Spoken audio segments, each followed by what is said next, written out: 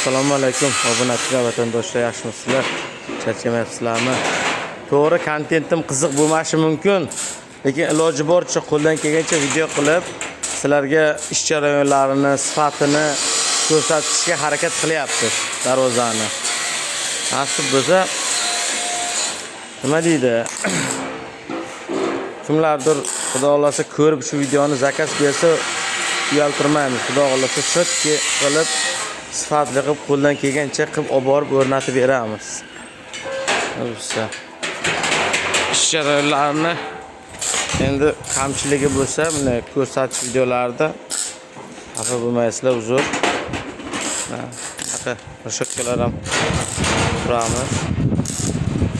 Shunday rishotkalar kerak bo'lsa, darvozalar kerak bo'lsa, aloqada chiqaverasizlar. Manzilimiz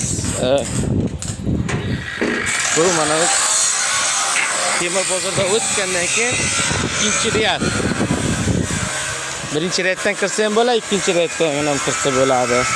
Mana vaqt merjavenkalar joylashgan. Do'konning oldidan bu tarafidan ham mana ikkinchi do'kon, narki tarafdan kirsa bo'ladi. Ba'da mol bozordan kelaversa, Temir bozordan o'tgandan birinchi riyad, mana birinchi, ikkinchi riyad. Mana bu yerdan Habib bozordan mana ko'pchilik Baxmotda tarafdan kelsa 5-chi riyad. Bu do'kon. Mana 5-chi riyadga joylashgan. Mana ko'chalarga ham do'konlar qurilyapti. Xudo xolasa tashqariga ham joyimiz bo'ladi. Nasib qilsa bitta ursa. Desalar, mana ikkinchi do'kon. Mana profillar sifati 201 rossiyskiy. Moyi bilan turibdi mana aka. Mashina. Har doimgidek ko'k Jiguli trendda joyimiz. E'tiborlaringiz uchun rahmat.